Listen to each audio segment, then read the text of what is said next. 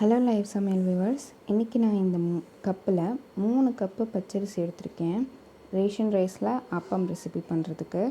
So இந்த பச்சரிசியை நல்லா clean பண்ணி கல் மண் எதுவுமே இல்லாமல் நாங்கள் க்ளீன் பண்ணி வச்சுருக்கோம் புடச்சி.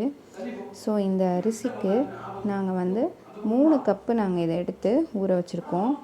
ஸோ இதை 3 கப் எடுத்து நீங்கள் அளந்து வச்சுக்கோங்க.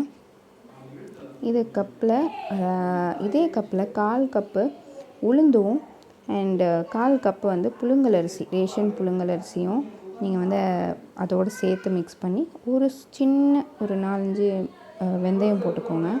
இதை நாங்கள் 2 ஹவர் ஊற வச்சு அரிசி எவ்வளோ பொங்கியிருக்கு பாருங்கள். ஆனால் இந்த அரிசியை நீங்கள் நல்லா க்ளீன் பண்ணணும், நல்லா வாஷ் பண்ணணும். நிறைய வாட்டி வாஷ் பண்ணி தான் இதை நாங்கள் ஊற வச்சுருக்கோம்.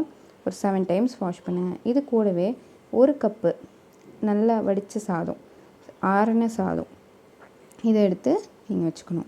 இப்போ ஃபஸ்ட்டு கிரைண்டரில் அந்த வடித்த சாதத்தை போட்டு நல்லா மைய அரைச்சிக்கோங்க.